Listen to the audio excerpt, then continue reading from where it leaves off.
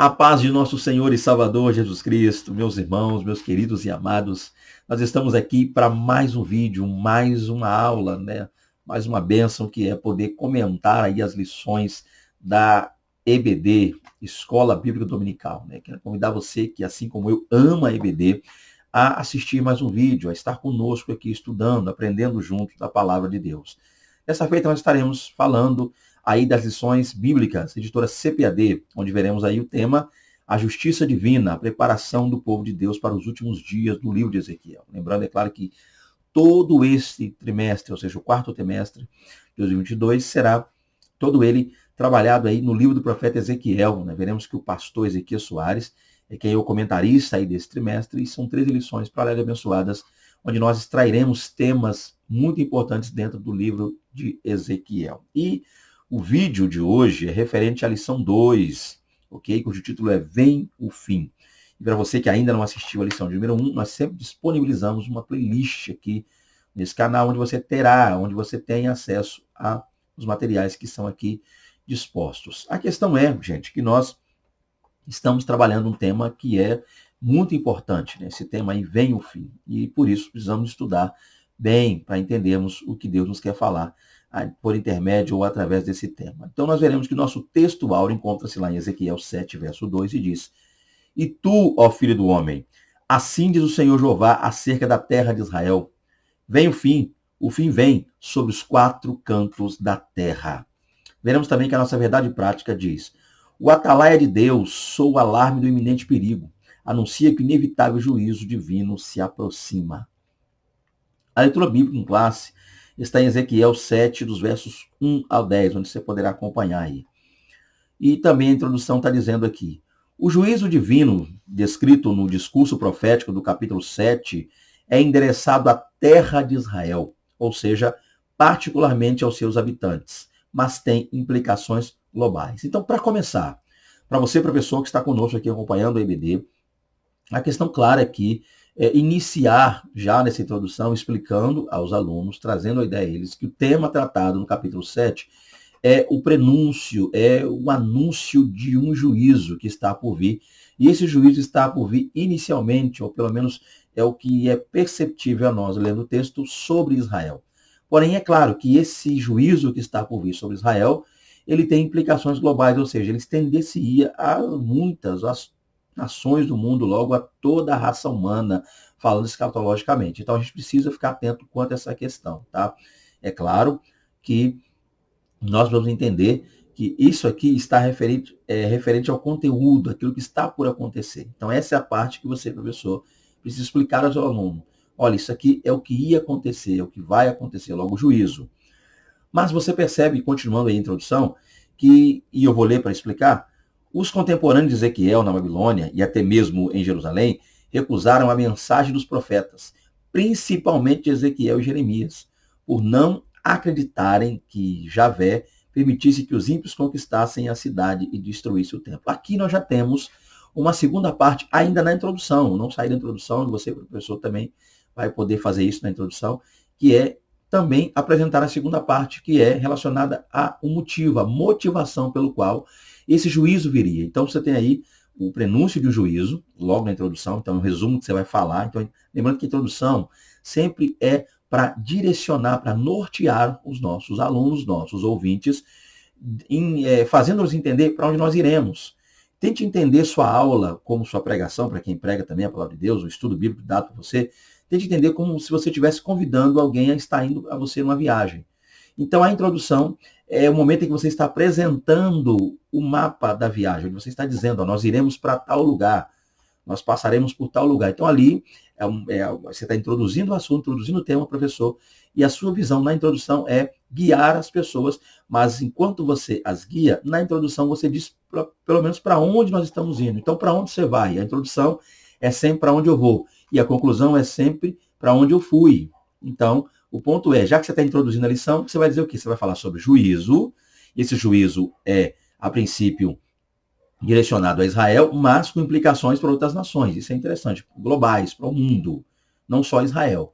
E aí você vai dizer, ainda na introdução, o motivo, por quê? Por que esse juízo viria? Porque Israel não deu ouvidos à voz de Deus. levantara profetas, Deus levantara homens abençoados aí, e há exemplos aqui como Ezequiel, Jeremias, outros mais, né? Deus levantou Isaías, mesma mensagem. Profetas foram levantados, homens de Deus foram chamados a vaticinar, anunciar a Israel o juízo de Deus, porém eles não deram ouvidos, anunciar a Israel, ou chamar, melhor dizendo, Israel para voltar-se a adorar a Deus verdadeiramente. Então Israel foi chamado a abandonar a idolatria, abandonar os deuses e voltar, retornar a Deus, não o fizeram, né? E por causa disso o juízo viria. Então é isso aí, embora eu tenha esticado um pouco aqui, mas você será mais sucinto e breve que eu aí na sua introdução explicando isso. Gente, falaremos nessa aula de hoje sobre o juízo, na qual foi para Israel, mas com implicações globais. E a motivação foi essa. Aí você explica a motivação. Deus levantou profetas para trazer Israel de volta à sua vontade, porém Israel não ouviu, então os mesmos profetas foram levantados logo também para dizer que o juízo viria. Dito pois isso, a gente já pode passar e partir para o primeiro tópico, onde falaremos sobre a profecia. Então aqui, ó, sobre a profecia. Então, o que você vai perceber aqui, professor, estou com a revista nas mãos aqui, a revista da EBD, e aqui eu posso fazer na revista que eu não posso fazer aqui no slide, que é já te dizer uma coisa interessante, olhando para a revista. Você tem 3 tópicos aqui, ó. O primeiro tópico diz sobre a profecia, o segundo tópico diz sobre o fim, e o terceiro tópico diz sobre o inimigo. Essa é a divisão que você, professor, precisará, deverá respeitar ao longo da lição. Então, os 3 primeiros subtópicos estão aqui, ó, subtópico 1, 2 e 3, estão relacionados não à pessoa de Ezequiel, não a quem seria enviado para cumprir, ou seja, uma ferramenta de Deus para o juízo, não. Mas o primeiro tópico está direcionado sobre a profecia, o conteúdo. Então, você terá 3 subtópicos ainda dentro desse primeiro tópico para falar sobre conteúdo.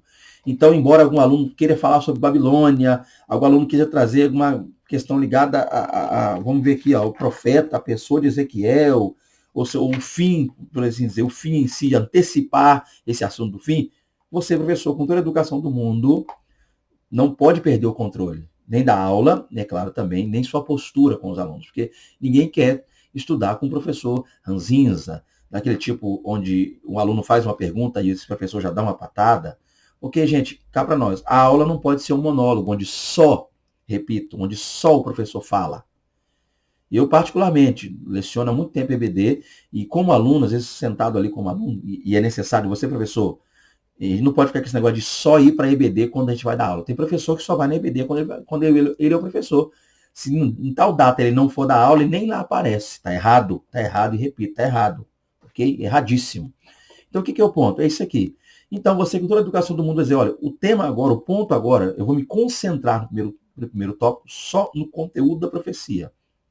No quesito assim, como ela foi entregue, a extensão. Agora, sobre esse processo da aplicação da profecia no que tange o fim, é algo que você só vai falar, né? Quando esse processo da aplicação, o sentido, por quê, como ele... Isso aí é só no segundo tópico, tá ok? Então, vamos lá. Dito pois isso, a gente já pode começar aqui. Sobre a profecia. Então, nós temos aqui a introdução. A partir do princípio que estamos trabalhando o capítulo 7, e eu vou deixar a leitura bíblica em classe aqui, aberta, ou você, professor, poderá deixar a sua Bíblia aí, porque você vai precisar consultar, e eu consultarei aqui, ó, a leitura bíblica em classe a fim de entender. Então, nós temos aqui a introdução, os versículos 1 e 2, parte A. Então, o que eu faço aqui? Até mesmo de começar a ler. Primeiro, eu venho aqui, eu gosto muito de fazer isso em sala de aula, talvez te ajude, professor, caso você julgue necessário. Tá aí, ó. Cheguei no subtópico 1 e sei que lá vou falar de 2 versículos. Então, o que eu faço? Volto para a leitura bíblica em classe ou peço para que algum aluno gentilmente leia na Bíblia dele aí.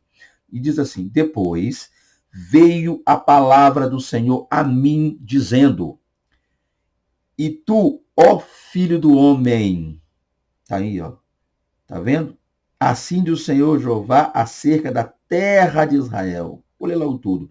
Vem o fim vem sobre os 4 cantos da terra. Pronto, já foi lido. Agora a gente vai passar a comentar, lendo a revista, aquilo que foi lido. Então, essa é a base, esse é o norte, professor.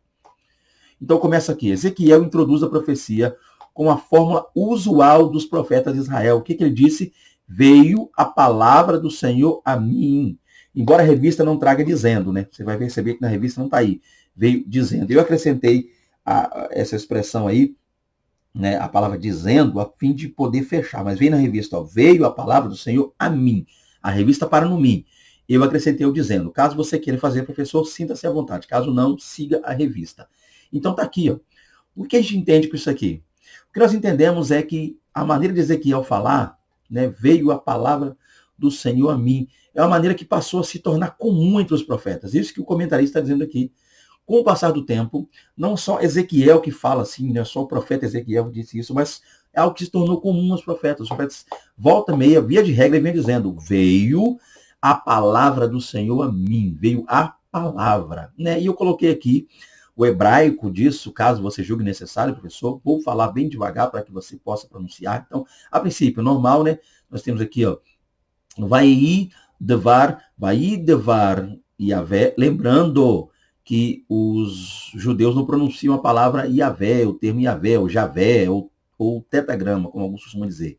Então, deixa eu ler como está aqui, depois eu falo como eles falam, caso você queira usar na sala de aula. Então, vai devar Yahvé, aí tá vendo? Elai, lemor. Aí você tem aqui, vai ficar mais tranquilo. Vai devar Yahvé, Elai, lemor. Aí eles pronunciam o seguinte, vai rir, primeira. Então deixa eu falar palavra por palavra. Veio, vai rir.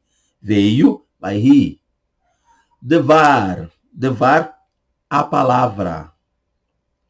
Aí tem aí Yahvé, está escrito, mas eles pronunciam Adonai, para não falar Yahvé.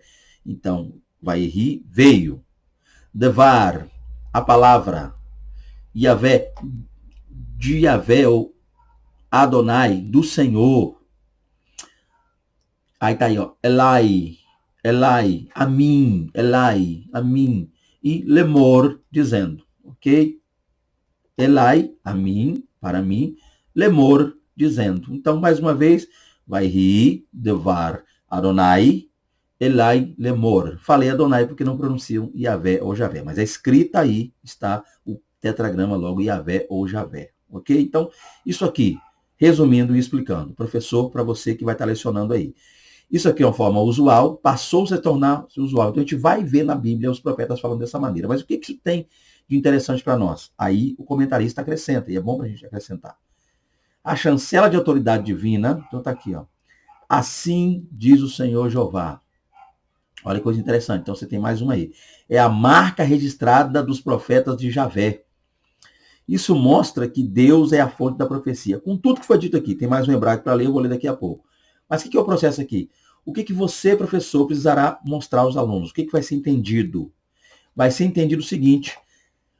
E Ezequiel, o profeta, introduz a mensagem de juízo falando de uma forma da linguagem que era comum aos profetas. Ou seja, depois veio a palavra do Senhor a mim dizendo. Então, isso é comum aos profetas falar. Isso tornou-se comum. E tu, ó filho do homem, assim diz o Senhor Jeová acerca da terra de Israel. Isso que é interessante. Outra coisa que Ezequiel usou, que também passou a se tornar comum, usual aos profetas, né? Tá aí a chancela de autoridade, para mostrar realmente a fonte. Ezequiel queria mostrar a fonte da profecia. Logo ele diz, assim diz o Senhor Jeová. E no hebraico seria Coamar, Adonai, Yahvé. Eles não pronunciam Yahvé ou Javé, então ficaria Elohim, de lábios, de boca, tá? O Adonai de novo. Mas na escrita está, Coamar, né? Coamar, Adonai, Yahvé, ou Yahweh, ou Javé, tá? Assim diz o Senhor Jeová, ok? Coamar, Adonai, Yahvé. Continuando, farei um resumo claro para explicar, para que não fique depois evasivo, para que você entenda, professor. Fechando aqui. Era uma comunicação divina inconfundível.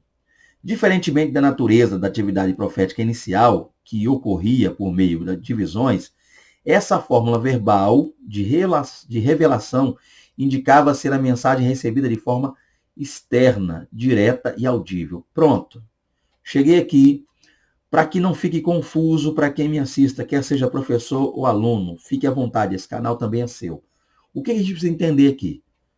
eu, de posse da minha revista, em sala de aula, estarei explicando aos meus alunos o subtópico 1.1, introdução, que Ezequiel, nos versos 1 do capítulo 7 e verso 2, parte A, usou termos que tornaram-se comuns aos profetas.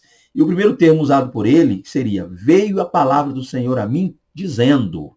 E aí, esse termo no hebraico é Vayhi devar Yahvé Elai Lemor, veio a palavra do Senhor a mim dizendo, e também usou a chancela, ou seja, aquilo que descreve realmente. Ele, para bater o carimbo, por assim dizer, bater o martelo para dizer que é Deus, ele disse: assim diz o Senhor Jeová, muito comum a nós no português, que no hebraico seria Koamar Adonai Yahvé, assim diz o Senhor Jeová. Com tudo isso, dentro do meu resumo aqui, eu diria para você, professor, que o que Ezequiel está nos mostrando, ou que o comentarista quer nos fazer entender, é que a maneira falada por Ezequiel, a forma, eu diria, a forma como ele usou, melhor dizendo, para se expressar, revela o quê? Revela que quando Ezequiel recebeu essa mensagem, ele recebeu de maneira diferente do que muitos recebiam na antiguidade. Antigamente, muitos tinham muitas visões, tá? E a pessoa descrevia uma visão. Tanto é que o próprio Ezequiel teve uma visão. No capítulo 1, há lá uma visão. Mas aqui não. Quando ele diz que veio a mim a palavra do Senhor, e assim diz o Senhor Jeová, Ezequiel está dizendo que ele ouviu de Deus, que Deus falou diretamente a ele. Ezequiel não está descrevendo uma visão ao falar assim. O que nos dá a entender é que Deus falou com ele diretamente e audivelmente. Com isso, tudo que você vai fechar, professor, nesse meu subtópico é mostrar aos alunos que Deus falou diretamente a Ezequiel. Esse é o ponto. Então, Ezequiel, essa forma usual aí de veio a mim a palavra do Senhor, é diferente do que veio a mim visões. Eu tive visões, né? Como ele disse lá no começo, no 30º ano, no 4º mês, no dia 5º, estando eu junto às margens do rio Quebar, junto aos cativos, à margem do rio Quebar, eis que os céus se abriram e eu vi visões. Ele diz, eu vi visões. Aqui não. Aqui ele diz, veio a minha palavra. Então Deus falou comigo. É isso que é interessante. Resumindo aqui, Deus falou direto e audivelmente com Ezequiel. Por isso nós estamos trabalhando esse subtópico aqui. Continuando, vamos lá. Extensão. Verso 2b. A gente lê já o seguinte. Vem o fim vem sobre os 4 cantos da terra. Você lê primeiro, professor, e depois explica e aplica. Vamos nessa. A expressão hebraica Adma Israel, tá aí no hebraico eu coloquei Adma Israel, então é Adma, tá? Embora esteja escrito Adama, com Y, Israel, é Adma, ou Adma Israel. Né? Então, a expressão hebraica Adma Israel, usada aí, né, para Israel, terra de Israel, aparece 17 vezes no livro de Ezequiel e em nenhum outro lugar do Antigo Testamento. Isso indica que a ira divina sobre o povo de Israel no seu próprio território, ou seja, isso indica a ira divina sobre o povo de Israel no seu próprio território. Mas ninguém deve restringir esse castigo somente a Jerusalém, pois ele também tem um caráter cósmico, portanto, extensivo a outros lugares. Isso fica claro pelo uso da expressão escatológica, o fim vem sobre os 4 cantos da terra, que aparece na Bíblia para se referir a toda a terra. Então, para começar, aqui, o que nós vamos estar dizendo, professor, vou tentar ser bem mais objetivo que o primeiro subtópico. O segundo subtópico é só para que nós entendamos que aquilo que foi dito no primeiro, que viria sobre a terra de Israel, esse processo, esse juízo, ou seja, a palavra de Deus veio a Ezequiel, diretamente, então não como visão. Ezequiel ouviu a voz de Deus, direta e audivelmente. Quando Ezequiel ouviu a voz de Deus, Deus disse para Ezequiel, né, filho do homem, assim diz o Senhor acerca da terra de Israel. E aí nós temos terra de Israel sendo apresentada. Adma Israel, terra, solo. A palavra Adma do hebraico, terra, solo, aponta para quê? Que muitos podem ler e entender ou pensar que aquilo ali era só especificamente para o solo, para a terra de Israel, não só para o povo, porque o povo de Israel estava disperso. Ezequiel está falando para quem está disperso, quem está próximo a ele, está lá na Babilônia. Então parecia que Ezequiel está na Babilônia, falando aos da Babilônia que Deus traria juízo lá somente na terra, geográfica e fisicamente falando, em Israel. só quem está nos termos de Israel.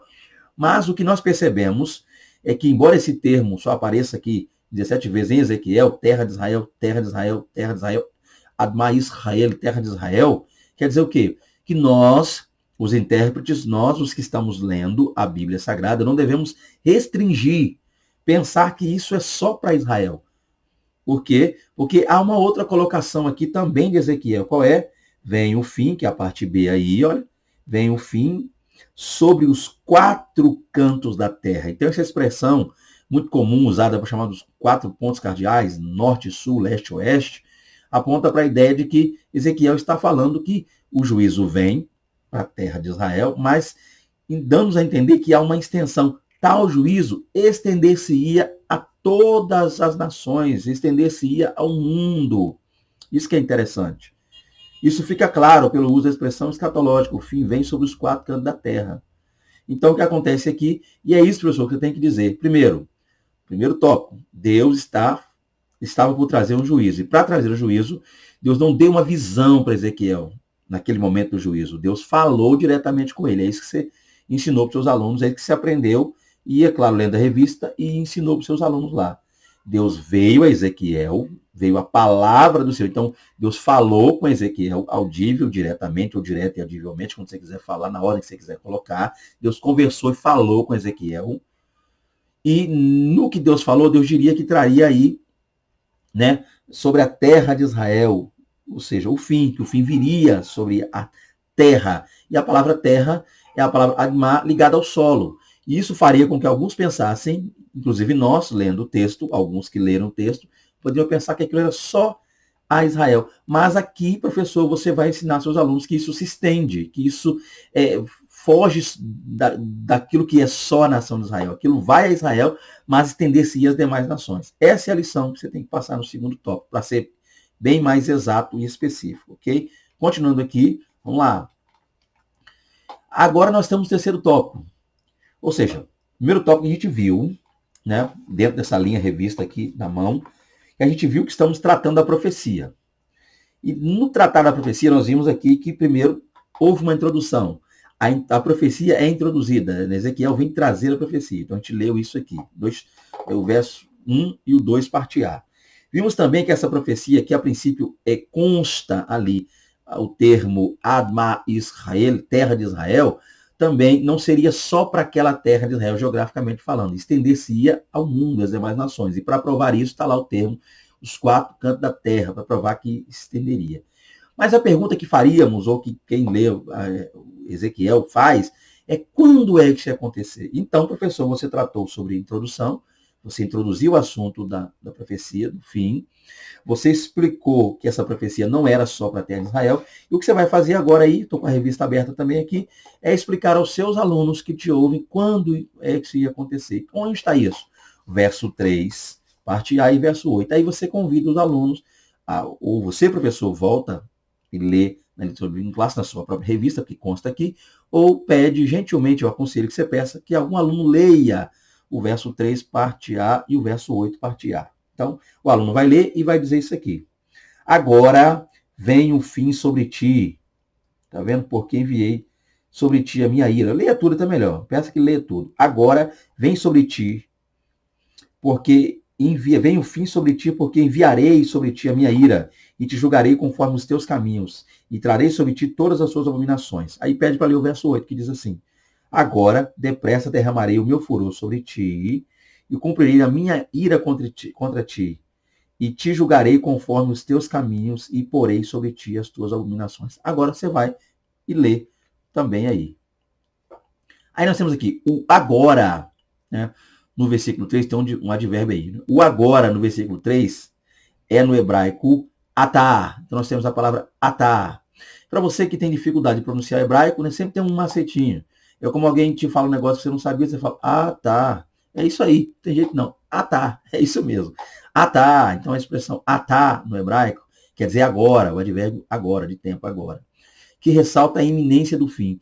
Então você tem lá uma palavra, professor, que é a palavra atá, do hebraico, coloquei o hebraico aí para te auxiliar, para te ajudar, do lado, e o atá aparece ali para quê? Aparece para fazer-nos entender que o fim era iminente, era agora. Ezequiel falou agora. Poderia ter usado depois, não usou depois, usou o termo agora, do hebraico atá. Esse advérbio reaparece no versículo 8, acrescido da palavra depressa.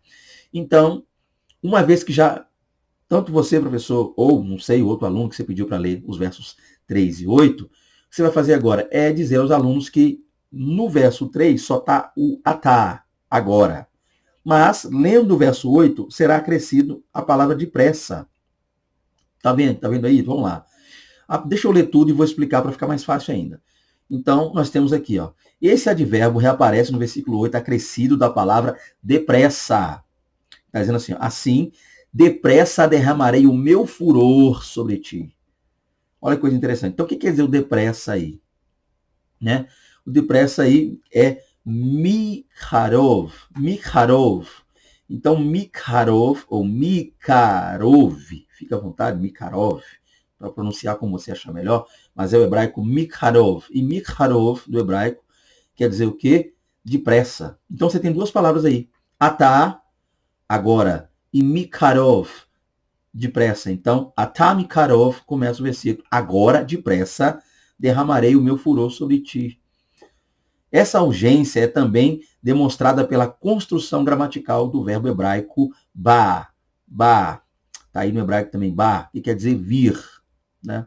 Que aparece 10 vezes nesse curto trecho da profecia.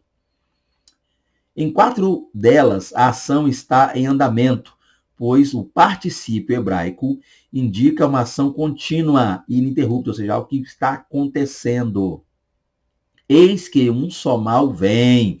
Então, não é que ele virá, está vindo, já chegou. É o mal que iniciou e está aí, ó, gradualmente acontecendo.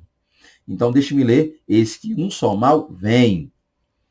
Eis que vem, verso 6. Vem a tua sentença, verso 7a. Eis aqui o dia, eis que vem, verso 10. Então, entenda, professor, explique aos alunos que o vem aí não é um vem, tipo assim, virá, eis que virá, ou vai chegar. Dando a entender que o vem aponta nesse particípio para algo que já começou e está acontecendo. Então, aquilo que estava acontecendo já era esse juízo. Então, o juízo não iria vir ainda posteriormente, o juízo já estava vindo. Então, olha o particípio hebraico para bara e vir, ok? Então, resumindo aqui, para não ser muito teológico, até filosófico, te atrapalhar, professor. Meu maior desejo aqui é te ajudar. Estou aqui para isso. E se eu não puder ajudar, também atrapalhar, eu não quero. Então, o que você vai usar aqui? Com tudo que está escrito aqui, tem hebraico, tem particípio, tem advérbio, talvez gramática não seja talvez a sua praia, mas isso não vai atrapalhar você, atrapalhar a ponto de você não conseguir trazer uma explicação boa nesse subtópico 3, não. O que você vai fazer no subtópico 3, professor? Para que todo esse processo de gramática, estou só dizendo para alguém que talvez não tenha muita fluência com português, questão de gramática. Não vai te atrapalhar em nada. Isso não vai diminuir você e não fará você um professor ruim. Você vai dizer o seguinte, aqui o que você tem que mostrar para o aluno que te assiste aí, que te ouve, é quando, data, momento, que momento esse juízo viria. Esse é o ponto. Então ele disse que o juízo viria agora, e para agora usou a palavra hebraica atá. E era tão rápido e tão depressa que lá no verso 8, então no verso 3 usou só atá, é agora. O juízo, olha o juízo aí, agora. E um advérbio agora, de tempo. Aí depois, lá no verso 8, você encontra de novo. Só que junto à questão agora, tá ali o agora aparece de novo, o atá, só que junto ao atá vem o mikarov. Mikarov quer dizer depressa.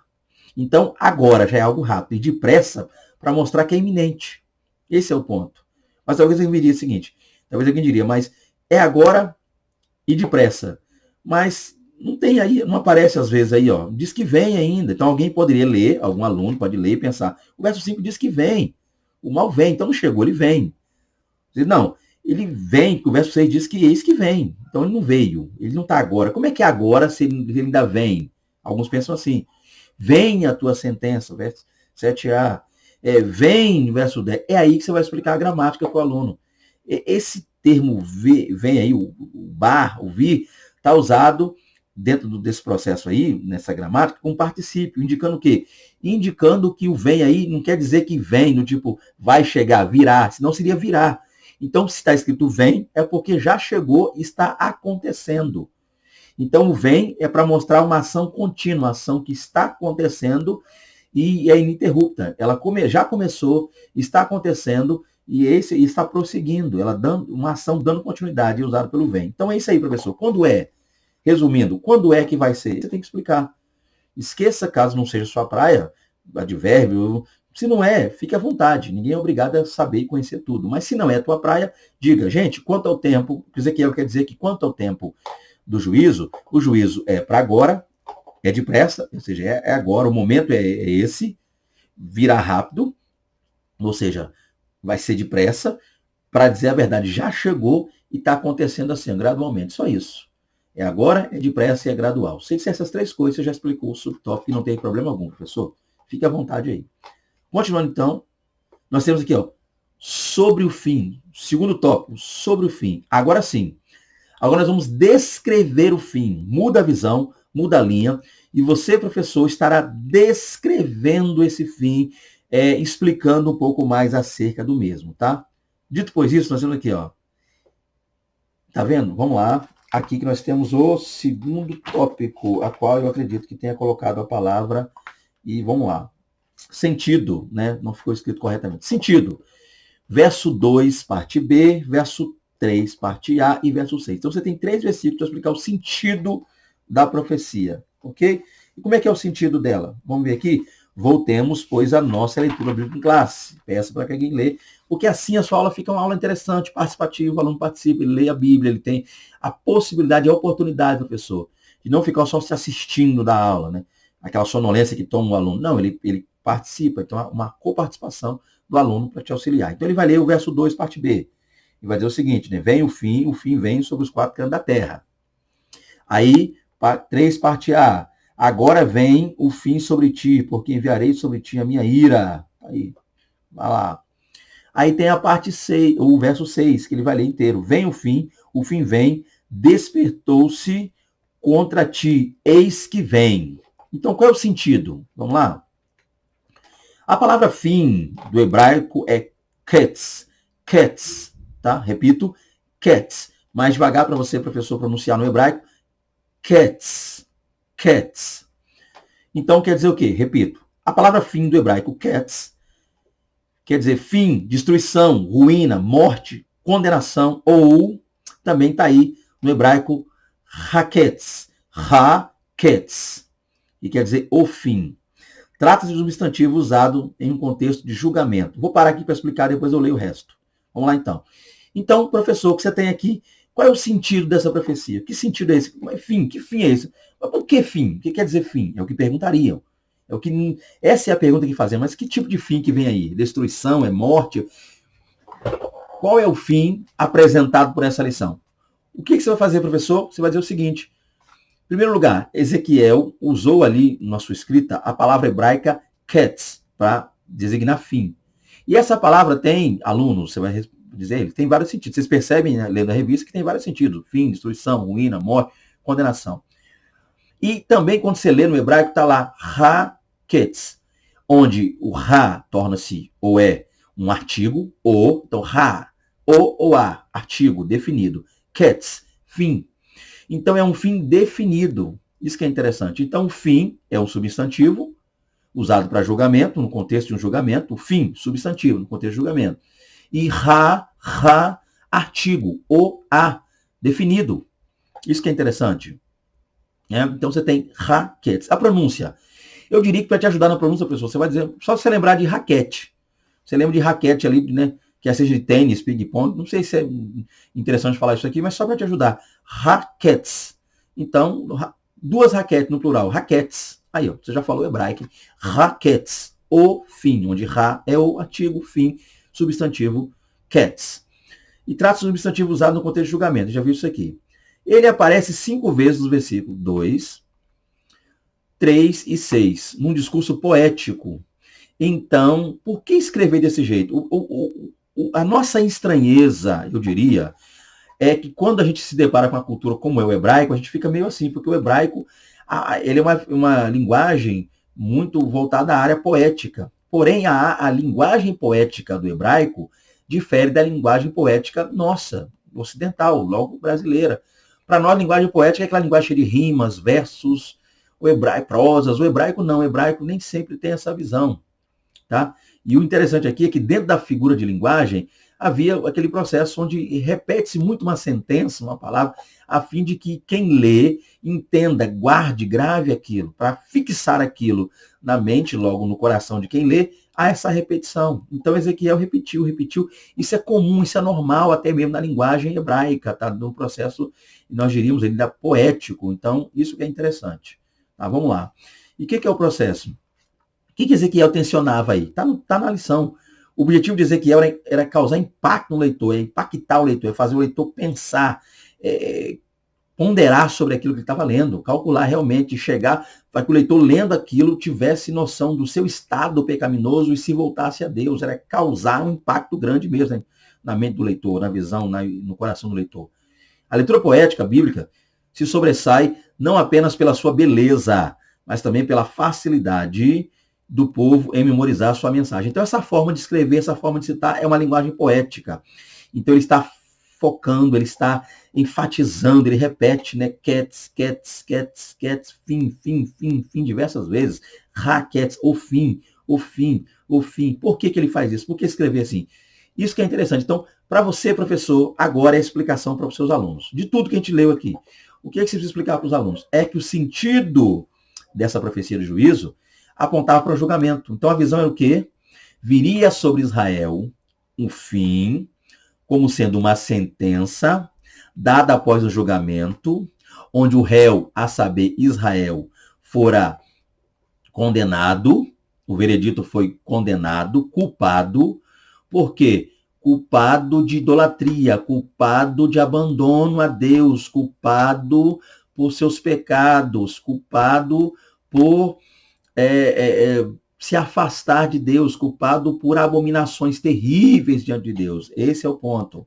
Então, o sentido é que esse juízo era, na verdade, uma sentença vinda de julgamento feito por Deus, na qual o réu é Israel, que realmente errou, pecou, deliberou, falhou.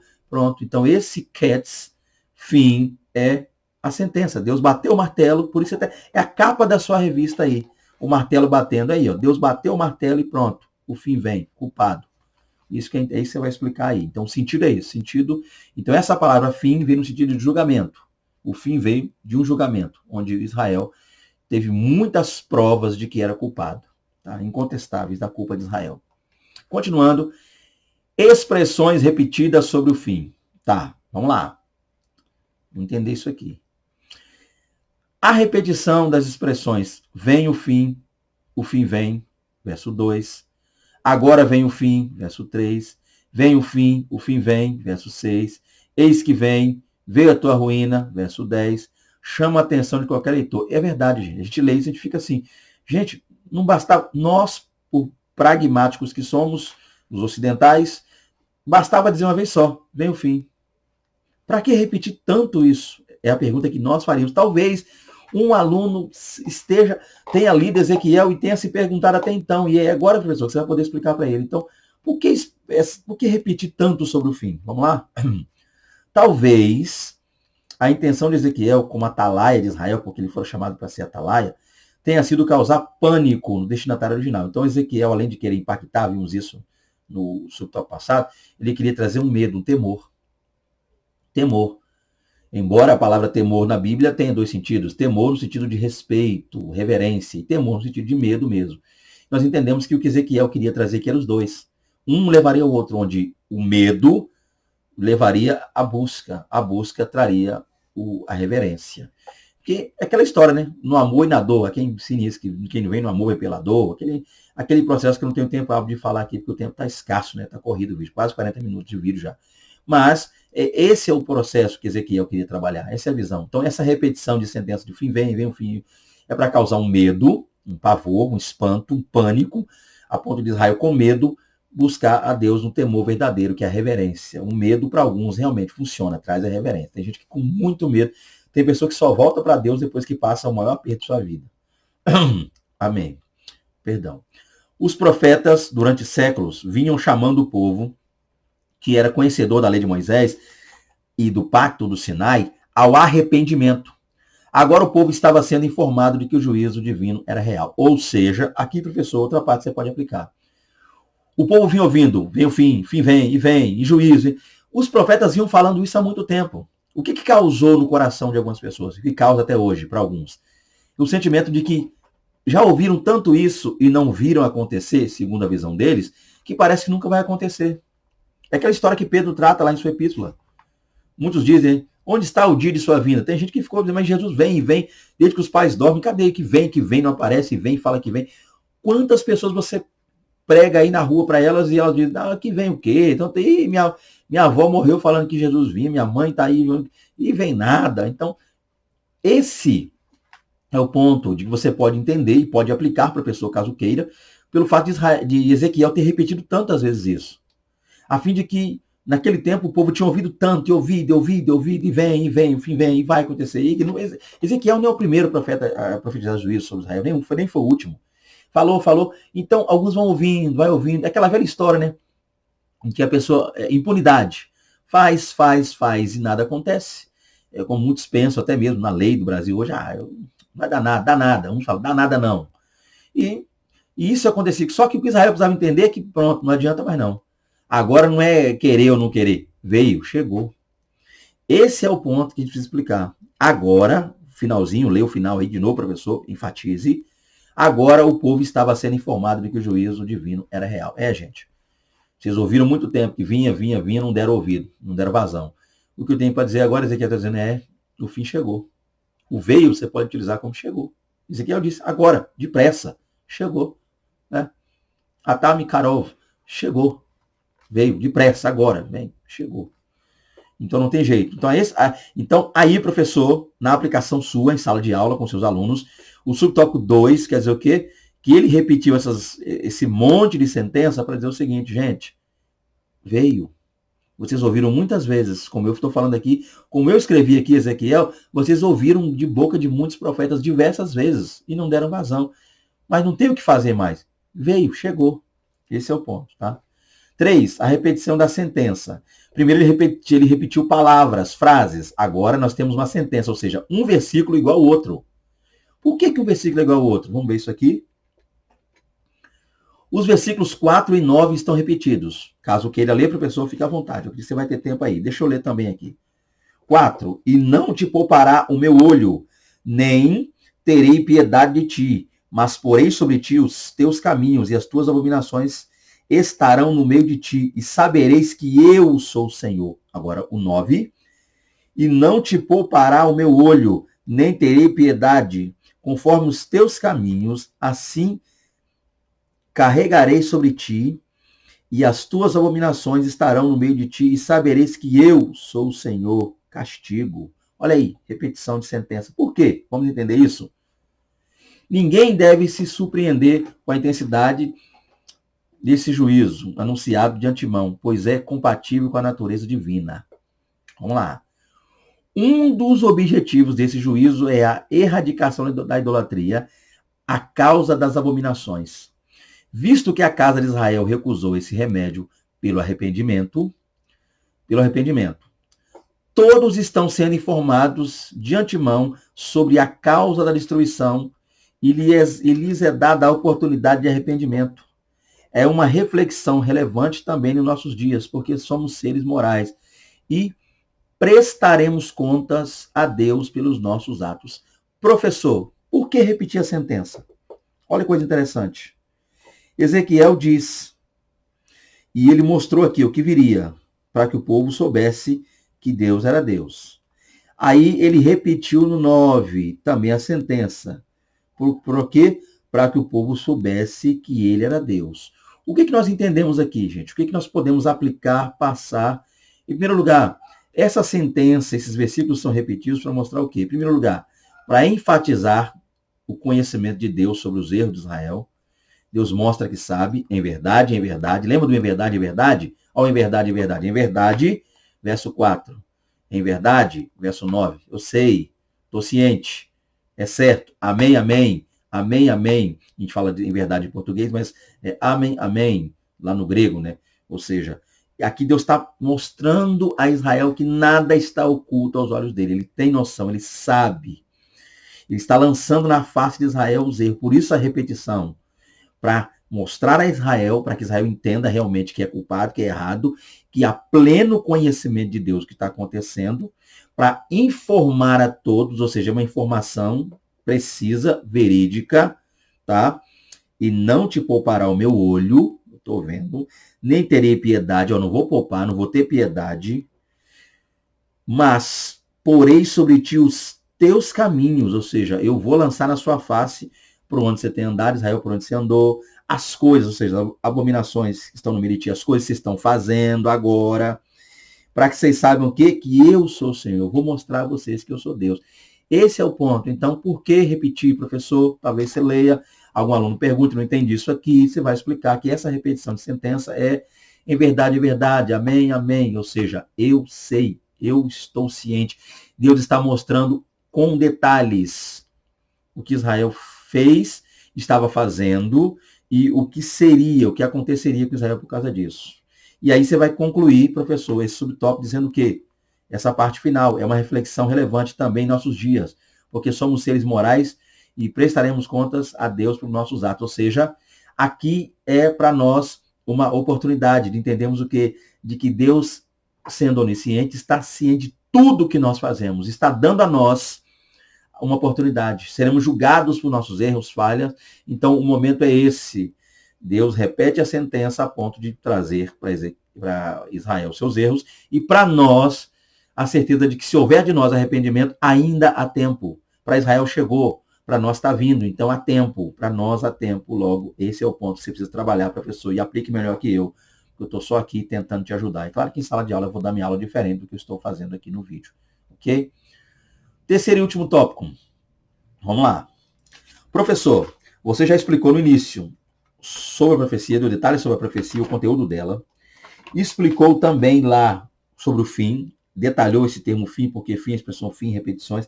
Agora você vai falar sobre o meio, a ferramenta usada por Deus para cumprir esse fim, logo esse juízo. Tá? O que Deus fez, como Deus fez, a prática, em prática, o que Deus usou? Qual é o método usado por Deus para cumprir? Aí é que você vai falar. Esse é o assunto do terceiro tópico. Sobre o inimigo. Então, que inimigo é esse? É o diabo que está falando aqui? Na lição a gente vai ver que é uma nação. Vamos lá? Já floresceu a vara, verso 10. E aí, professor, caso você queira, eu volto aqui minha revista, deixa eu virar, ver, ler, abrir. É benção, é assim mesmo. Ao vivo é desse jeito. Eis aqui o dia. Eis que vem. Veio a tua ruína. Já floresceu a vara, reverdeceu a soberba. Então, já floresceu a vara. É uma pergunta que nós vamos fazer. O que é isso, florescer a vara? Vamos entender? Verso 10. Ezequiel faz uma analogia botânica. Então, ele está fazendo uma analogia ao plantio, à botânica, a plantas, realmente, plantação. Uma metáfora que se perdeu no tempo. A palavra profética anuncia: veio a tua ruína, já floresceu a vara, reverdeceu a soberba. Lembrando que o versículo aparece aqui, agora eu estou vendo aqui, no subtópico, então talvez você nem precise ler o versículo aqui, já vai aparecer aí. Vamos lá. Ezequiel 10. O que essas palavras significam? É para nós a pergunta a ser feita. O que isso quer dizer para nós? Vamos ver isso aqui? O que isso significa? Qual é a mensagem trazida aqui para nós? Vamos lá? Há diversas interpretações que não cabem nesse comentário. Mas dentre as três principais, a mais aceitável é a que considera essa vara como o rei Nabucodonosor. Então, o que nós temos aqui? Como explicar o que seria esse termo? Já floresceu a vara. Gente, partindo do princípio que diz aí que há diversas interpretações, professor, aí você pode dizer, gente, não é uma coisa tão fácil ou tão simples de explicar. Outra coisa que você pode dizer, muitos teólogos, biblicistas, tradutores, muitas pessoas se debruçaram sobre o que seria isso. Então, você pode dizer também, professor. E outra, há diversas interpretações a esse respeito. Porém, baseado aqui na revista, nós descobrimos que existem três. Caso você, professor, queira pesquisar as três, fique à vontade. Uma delas está aqui. E a mais ou até para ser mais exato, você vai dizer, a mais aceitável, ou seja, baseado aqui na revista, a mais aceitável que nós temos, é que esse termo vara é uma alusão a uma pessoa, e essa pessoa seria o rei Nabucodonosor. Já floresceu a vara. Então, seria o fato de que a vara aponta para castigo. Castigo. E você pode usar o termo, né? Muitas vezes a Bíblia fala de vara da repreensão, criança que apanha com vara, ou seja, o castigo. Então, a vara é usada na aplicação de um castigo. Isso que é interessante. Então, essa vara estaria nas mãos de Deus. Então, Nabucodonosor, nas mãos de Deus, usado como uma vara para açoitar, castigar e levar Israel aonde Deus queria, a direção de Deus. Então, continuando, assim como o rei da Síria foi o chicote de Deus para açoitar Samaria, os filhos de Israel do reino do norte. Olha que coisa interessante. Até aqui. Eu poderia ler tudo, mas eu vou parar aqui. Caso você queira, professor, você pode falar lá do segundo rei 17, quando Salmanase invade, aí Sargão leva o povo cativo, ou seja, o fim das 10 tribos do norte. Só se você achar tempo, porque no finalzinho, já vem finalzinho das aulas, o terceiro tópico, a gente já está correndo contra o tempo. Caso não, continue. Só para dizer o seguinte, olha, as 10 tribos foram extintas, cativas lá no norte, porque Deus usou o rei da Síria. Agora Deus está usando o rei da Babilônia para trazer o sul. Então, da mesma forma, Javé usou o rei da Babilônia, Nabucodonosor, como Azorrague. Azorrague é uma palavra usada para chicote, para chicotear Jerusalém e Judá. Lembra do Azorrague no Novo Testamento?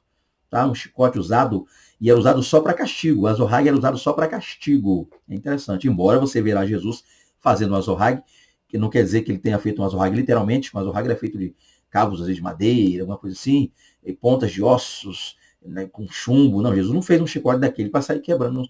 Ele pegou uma corda, acreditamos lá, enrolou e fez algo parecido com o azorrague, mas literalmente o azorrague é um chicote só usado para açoitar, para castigo, para flagelo, ok? Você pode utilizar aí. Então, resumindo, o que você, professor, tem a dizer nesse subtópico aí?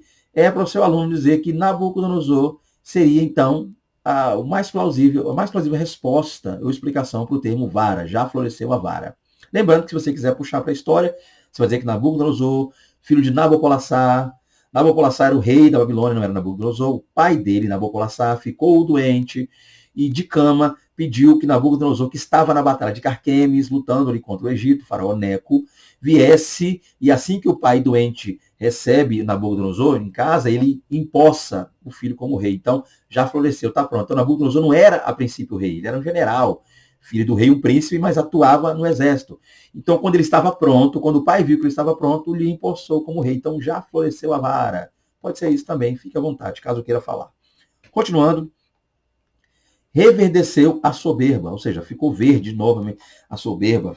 E verde é um momento é aquele tempo onde a flor, a planta está mais forte, né? Aquela folha amarela está caindo, né? Fica amarelada, vai ficando marrom, escuro e cai. Mas quando a folha está verdinha, quer dizer que ela está na força, no momento mais forte dela ali. Verso 10, parte B. Vamos lá. O rei Nabucodonosor extrapolou os limites. Foi cruel na aplicação dos castigos. E há uma série de coisas que ele fez que o tempo não me é favorável, mas você pode estar lendo aí. Vazar olho de rei, um monte de coisa que ele fez aí. Deus não mandou, matou filho de rei, vazou olho de rei. Deus não mandou o rei proceder dessa maneira. Por isso o furor de Javé se acendeu contra a Babilônia. Né? Ele fez um monte de coisa ruim lá. Essa reação divina é exemplar, pois ainda hoje Deus julga os poderosos que abusam da autoridade e cometem atrocidades.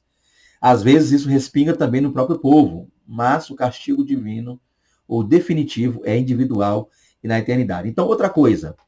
Então, Deus levantou Nabucodonosor, como levantara Ciro também, para restaurar depois. Israel levantou antes aqui Nabucodonosor para trazer com fortes mãos Judá para a presença de Deus, ou seja, levar cativo e ir lá Deus trabalhar. Deus anunciou isso também ao profeta Naum, lê Naum caso você queira ir. Babilônia seria nação. Porém, Nabucodonosor se soberbeceu, ele se encheu. E é claro, por causa disso também, Deus ia trazer um mal sobre a Babilônia. E trouxe, né? A Babilônia foi destruída aí pelos medos dos persas. Né? Leia lá Daniel 5, caso você julgue necessário para aplicar na sua lição. Mas o ponto é o quê? A aplicação daqui. A aplicação é que Deus, muitas vezes, usou, e às vezes usa pessoas ímpias, até mesmo para trazer o crente à presença dele, usa. Mas isso não isenta, melhor dizendo, o ímpio de passar também pelo juízo de Deus. Não é porque uma pessoa que não teme a Deus parece que se sobressaiu sobre você, isso significa dizer que essa pessoa também não vai passar pelo juízo. Então a nação de Israel passou por um aperto com Babilônia, mas Babilônia também sofreu, passou por um aperto. Deus também julgou essa nação. Então, às vezes acontece conosco, às vezes passa por uma coisa ruim, mas o que você vai entender aqui desse subtópico é que Deus não deixa ninguém impune. Tá? Os dele, ou seja, os que pertencem a ele, a igreja, pessoas do meio, se diz cristãs, evangélicas, que aprontam, mas Deus julgará. E aqueles também que não querem, não temem a Deus, também passarão. Tá? Então, ninguém passará isento aí diante de Deus. Isso aqui que é entender. Ou seja, resumo que eu faria do subtópico 2 aí. Não, impunidade não é algo que Deus deixe passar batido. Continuando e fechando, vamos lá, caminhando para dois últimos subtópicos. O rei Nabucodonosor. Aqui é a pessoa de Nabucodonosor. Nós temos aqui o nome Nabucodonosor, é de origem arcádia, ou seja, vem do arcádio, do acadiano, né, da antiga língua da Mesopotâmia. Aí tem um nome esquisito aqui, Nabucodonosor, que significa Nabu protegeu minha herança. Nabu ou Nebo também, que era o nome lá do deus babilônio, deus caldeu, tá? Nebo. Então o nome Nabucodonosor quer dizer isso. Nabu ou Nebo protegeu minha herança. A forma que mais se aproxima do original hebraico, deixa eu aumentar a tela porque eu não estou enxergando direito. Vamos lá. Né? A forma que mais se aproxima do original hebraico é Nebuchadrezzar. Nebu ou Nebuchadrezzar. Nebuchadrezzar, tá? Vou falar devagar. Nebu, não é Nebu, B-U, é V-U. Nebuchadrezzar. Nebuchadrezzar. E aparece 30 vezes no Antigo Testamento, sendo 4 em Ezequiel. A forma alternativa é Nebuchadnezzar. Nebuchadnezzar. Tá? Então nós temos Nebuchadnezzar, Nebuchadnezzar e Nebuchadnezzar. É complicado, é difícil, irmão. Mas um trava-língua abençoado, mas dá certo. A Septuaginta e Joséfo empregam a forma grega Nabucodonosor. Nabucodonosor, do grego. Nabucodonosor. Repito. Nabucodonosor, no grego. Ele era filho de Nabopolassar, que reinou 21 anos na Babilônia, e Nabucodonosor reinou 43 anos. Então, gente, aqui é só, professor, esse trava-língua abençoado aí, hebraico, acadiano, só para falar sobre a identidade. Então, o que você vai fazer aqui? Para explicações, apresente, antes, é claro, você vai se preparar na lição, mas apresente-se conteúdos relacionados à pessoa de Nabucodonosor. Peço que você até pesquise um pouco de história, talvez você não encontre diretamente na Bíblia, mas você pode encontrar em textos extra-bíblicos que falam sobre a questão de Nabucodonosor, a questão da construção que ele fez para a esposa dos jardins suspensos da Babilônia. Curiosidade sobre a pessoa de Nabucodonosor. Né? A esposa dele triste, com saudade da terra dela. Ele foi lá e fez aqueles jardins suspensos para que ela lembrasse da região do Medo, onde ela vivia. E coisas mais que você pode citar. Só trazer curiosidade sobre ele. O jovem Nabucodonosor, filho de Nabopolassar, que fora empossado pelo pai, à beira da morte. Aqui é só trazer curiosidades. Tá? Então aqui não tem tanto a acrescentar. É ler, está aqui.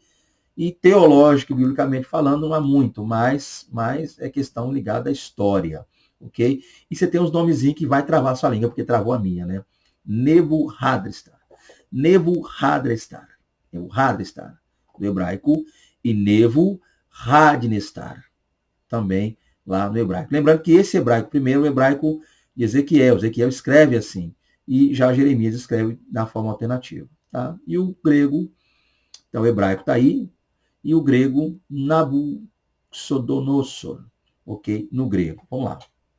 Fechando, último. A Babilônia. O nome Babilônia é também de origem arcádia, que é Bab-ili, que quer dizer portão de Deus, ou portal de Deus, portão de Deus, ou porta de Deus também. O Antigo Testamento hebraico usa a palavra Bavel, ok? Há quem diga Babel, Babel, mas é Bavel, Vel, do hebraico Bavel, é o que está lá no Antigo Testamento. E a Septuaginta usa o termo, né, da forma grega, Babilon, Babilon, Babilon, ok? E aí nós temos no português Babilônia, de onde saiu. O nome do país é o mesmo da sua capital. Então nós temos aí capital Babilônia e o país Babilônia, logo Babel. O lugar é Babel, do hebraico Bavel, Bavel, e Babilon, Babilon, do grego, cujo país e a capital têm o mesmo nome. Aí nós temos aqui, ó, o nome do país é o mesmo da capital. Caldeus e babilônicos eram, no princípio, povos distintos. Então, estudando aí a história antiga, há quem diga que caldeus eram os povos, babilônios eram outros. Tá? A palavra Kasdu, Kasdu, Kasdu, a palavra Kasdu significa conquistadores, embora tenha a palavra hebraica Kasdi, que quer dizer caldeus. O que quer dizer isso aqui, gente? Kasdu. Professor, explica os alunos que Kasdu aqui, ou alguns vão dizer Kashdu, mas é Kasdu. Kasdu quer dizer Kasdi, e Kasdi do hebraico é caldeus, só isso. Então, seria a palavra caldeus significa conquistadores. Então é referente, né? Apesar que tem também Kasdim, Kasdim, caldeus no hebraico, Kasdim, plural, Kasdi, caldeu no singular. E eu acho que eu vou ficar melhor agora, vou melhorar. Então vou falar bem devagarzinho. A palavra que está aqui é Kasdu, a pronúncia, na qual você vai para o hebraico é Kasdi, que quer dizer caldeu, singular. E também Kasdim, Kasdim. Tá lá Ur, falando sobre Ur, né? Ur dos caldeus. E a palavra caldeus aparece a palavra Kasdim, que I-M no final é plural no hebraico. Kasdim. E Kasdim significa conquistadores. E quer dizer caldeu. Então, a palavra caldeu significa conquistadores. Era usada para identificar diversas tribos semitas que povoavam o norte do Golfo Pérsico, no sul da Babilônia, desde os dias de Abraão. Isaías fala de babilônios e caldeus referindo-se ao mesmo império. Então você vê, Isaías ora fala caldeus babilônios, por quê? Porque a proximidade era tanta, eles eram tão ligados, tão próximos, que Isaías não é confundir, ele fala mais visando a proximidade. É isso que você tem a entender aí sobre Babilônia, lembrando. E só uma curiosidade, talvez você utilize o professor na aula, caso você queira, caso não, fique à vontade. O fato de que muitos, quando você pergunta, gente, o que significa Babel? O significado de Babel, a maioria vai dizer confusão. Todo mundo quase que unanimemente fala Babel quer dizer confusão. Lembrando que esse termo confusão, gente, atrelado a Babel, é uma associação. Não é o significado da palavra correto. Então, alguns dizem Babel quer dizer confusão. Não, a palavra Babel não quer dizer confusão. A palavra Babel vem de duas palavras. Bav, quer dizer porta, portal, portão, e El, que quer dizer Deus. Então, Babel, porta de Deus, portão de Deus, portal de Deus. No português, bem muito aportuguesado mesmo. Babel, onde Babi é porta, portão, e El, é L, Deus, Babel, porta de Deus. Então, Babel não significa, não se traduz por confusão. Se associa por causa da confusão que houve na Torre de Babel. É comum nas igrejas muitas pessoas dizerem que Babel quer dizer confusão. Babel não é confusão. Babel significa, ainda que seja sinônimo de, mas significa porta de Deus, portão de Deus, portal de Deus. Uma curiosidade que você pode tirar dos seus alunos aí. Gente, dito depois isso, conclusão, né? Concluímos a aula aí. Não vou ler a conclusão, porque eu estendi demais aí o vídeo. Deixo para você ler a conclusão. Lembrando, professor, que conclusão, ou seja, introdução, me diz para onde eu vou. O meio ali, o corpo, diz o que eu estou fazendo, o que está acontecendo. Encara como uma viagem. Chamou alguém para uma viagem, introdução, você vai dizer para a pessoa, estamos indo para tal lugar. A fim de que ninguém vai para um lugar que não sabe onde é. Então é a introdução. O meio ali, que é o corpo da mensagem, sermão, esboço, não sei, o estudo, o ensino, é o trajeto percorrido.